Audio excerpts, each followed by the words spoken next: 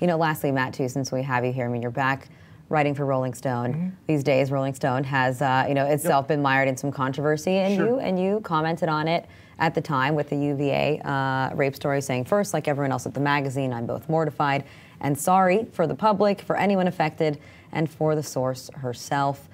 Do you feel like in the months since all of this happened, Rolling Stone has taken the right steps to make sure something like this doesn't happen again?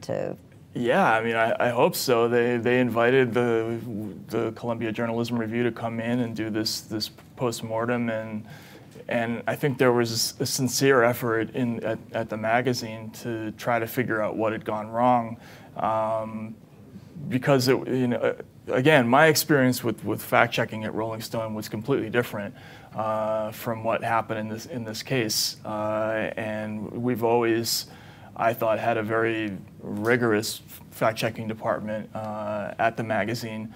But in this one particular case, for a variety of reasons that I think were all spelled out in the report, the normal controls got broken down, and it was a sobering episode that we all have to learn from. I think all journalists, it's your worst nightmare as a reporter to push and push and push for a story and then wake up one morning and find out that one part of it is coming apart. And that's why you have to, when you do this kind of reporting, your first instinct has to be to worry about the worst case scenario, because it does happen. And the worst case scenario here, I mean, do you think that rape victims themselves have been damaged by this kind of report? Absolutely, because what's going to happen going forward is now anyone who tries to do a story about this is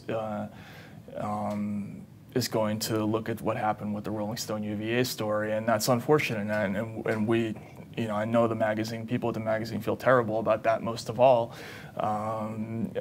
Hopefully, it won't set things back too far.